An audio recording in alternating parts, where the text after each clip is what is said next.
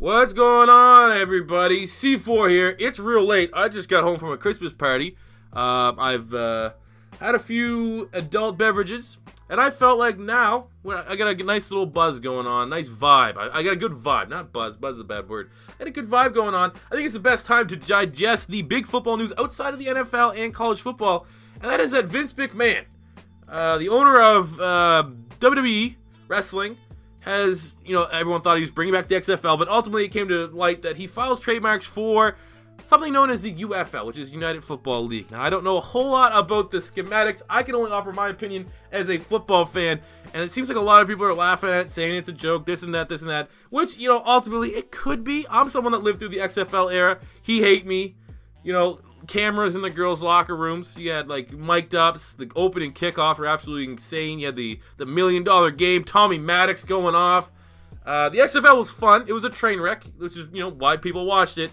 But now that there is this perceived notion that the NFL is dying, depending on what you're looking at. I personally think the NFL product this year is a lot better than it was last year. Last year you had so many commercials. I got to see last year, even the year before last year, you used to see 19 DraftKings commercials before the end of the first quarter. Now I think they've understood that okay, our ratings taking a bit of a dip. Let's improve how commercials are shown. I think for the most part it is good, at least for you guys in America. You guys have the picture-in-picture, right, where you have the game still on in a commercial. Even though it happens up here in Canada, they showed it like a damn Swiss Chalet commercial or something stupid like that. But I think the NFL product's fine, and I think that whatever Vince McMahon eventually tries to do with football, there's room for it if he does it the right way. But before we jump into that point, let's talk about the football market. Outside of college football and college football and the NFL, there's the CFL. And you would think me as a Canadian, I would know a lot about the CFL. I really don't know a whole lot. When I played high school football, I had to learn the Canadian football rules, which I thought were so stupid. I was like, why don't we just play the NFL rules? And that's one of the reasons why there is still such a big market for more football. It's because the CFL is not craving any of it. It is different for the sake of being different, and it's a detriment to the league. Not only is it different for the sake of being different, but there's no marketing, there's no sports games, there's no licensing or anything like that for it to grow, and they try their hardest, it seems like, to avoid bringing in guys that are going to make the league more popular. We saw Trent Richards come in for a couple of games, I think, and he played well, but for the most part, the best thing about the CFL for me anyways, that I barely ever watched. I'll say right now in the last 3-4 years, I might have watched a half of a CFL game. The only thing good for me is I can kind of look at the roster and say, oh yeah, I remember that guy in college. And where I live in Canada, there's 5 cities right now that are rumored of trying to get a CFL team. If my city does get one, I will get behind it, because I guarantee at least 50% of the roster will be guys I watched in college, guys that played in the NFL that I remember that are now down here. That'd be absolutely dope. Hell, maybe I might be able to be their promo guy, which would be dope. But ultimately, my point is the CFL tries to be different for the sake of being different. And prime example, the Hamilton Tiger Cats, coached by June Jones, I think was his name. I can't remember off the top of my head. He was basically, back in the day, he was Hawaii's head coach when they had Colt Brennan. He was throwing 50 touchdowns a year. He wanted to bring Johnny Manziel in. He said Johnny Manziel would be the greatest quarterback to ever play in the CFL, and it seemed like the league constantly kept making hoop after hoop after hoop for Johnny Manziel to come. And that makes no sense whatsoever. If a superstar like Johnny Manziel wants to come down here, improve the quality of the game, because he definitely would be the most talented quarterback in this league, he would have so much more eyes on the product. I guarantee if John Manziel only ended up playing one game, that game's viewership would probably be more than this Grey Cup, which is like the CFL's Super Bowl. I guarantee it, because people want to watch stuff like that. People want to see Colin Kaepernick get back. It's what's going to bring the hits on the TV numbers and stuff like that. But they just seem not to. They just want to be their own little thing, which is why I think whatever Vince McMahon wants to do with football, there's that market, because the CFL does not want to take advantage of it. And I think if Vince McMahon wants to truly make a good product, he is going to find a way to get involved with the NFL. You're not going to go up against NFL head-to-head and win. No way in hell. There's no network on the face of the earth that's going to give you enough money to compete with them. No network's going to drop the NFL. ABC, CBS, Fox, ESPN, NFL, all those things. You can't compete with that. So, and there's not enough money if you just showed it on the WWE network or anything like that. So what I'm saying is, if Vince McMahon somehow, some way can make a spring league so we get more football around, so it's better for the football fan, what it would do also is that I think if they did the spring league, they could re-expand the NFL draft. Back in the day, the NFL draft used to be 16 rounds. So I'm not going to say you got to go that far. Right now, what's the NFL draft? The NFL draft, 7 rounds. You could go 4, 10 rounds even. And those next 3 rounds would just be, you just get the player rights. You get the rights of all these other players in the draft, and you'll be able to, in conjunction with whatever Vince McMahon's league, loan them out so that for Spring League, not only are your draft picks that are, they're long shots, not only they're getting valuable playing time, developing as players, but also it's going to give free agents, big name people that are going to make people tune in, like Johnny Manziel, Colin Kaepernick, so on and so forth. These guys are going to return so that they may have hopes of landing on a practice squad roster. They may have hopes of landing on, not practice squad roster, but OTAs, getting invited to camps. That's what I meant. It's just better football all around, because right now a big issue with football is that a lot of they're not getting enough rest. A lot of players are struggling in terms of development just because there's not enough playing time to go around. So a Spring League would greatly benefit the NFL. And I don't know if that's exactly what Vince McMahon is hoping, but I think if he wants to be successful, he would understand that that is the avenue to go. You can't beat the conglomerate that's the NFL, but if there's a way you can have a different enough product for the Spring League while still being a partner with the NFL, I think that is absolute money. Which, I mean, when you go down that avenue, it starts, you can definitely poke a lot of holes in it, because if the NFL truly wanted a Spring League, I think they could fund it themselves. They have more than enough money.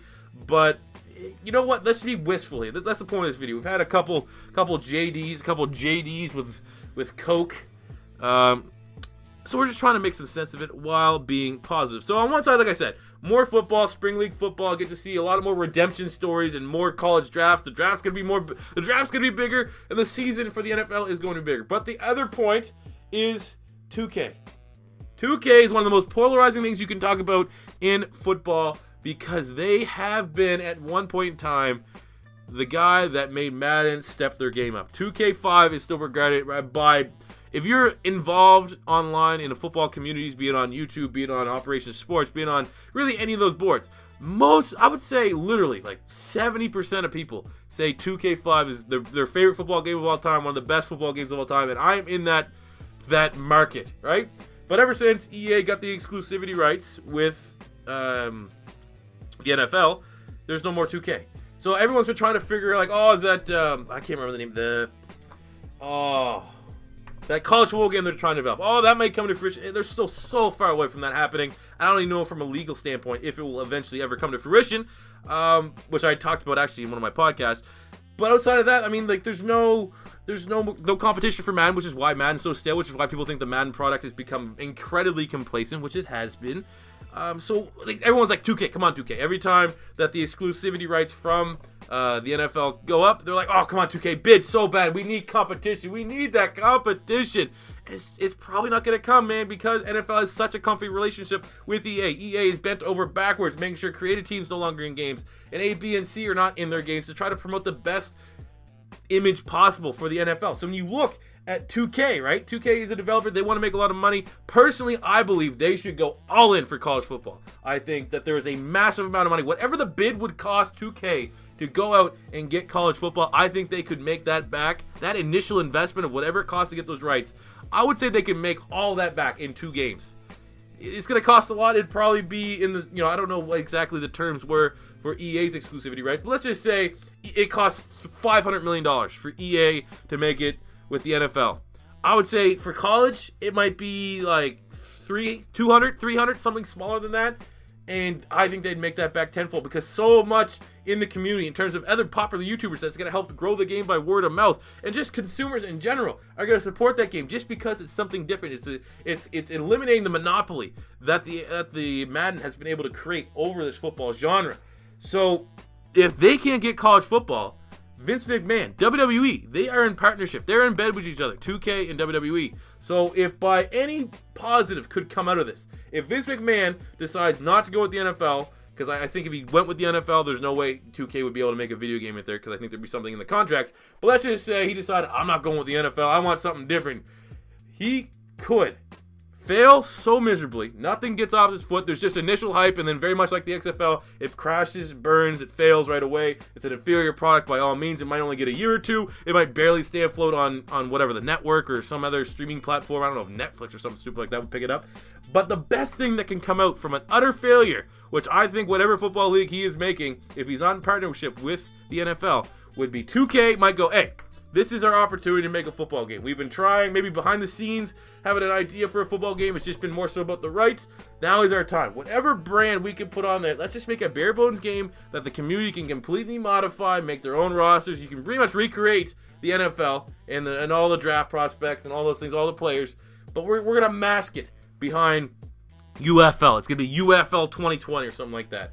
And there you go. There's the elimination of the monopoly. The game wouldn't even have to be that good. And most people I know are going to buy that game just to try it out, to see if there is something different and an alternative option to Madden. So maybe it's the beer, or maybe it's the Jack Daniels, but I'm just saying, right now when I look at this, that's the way I think about it.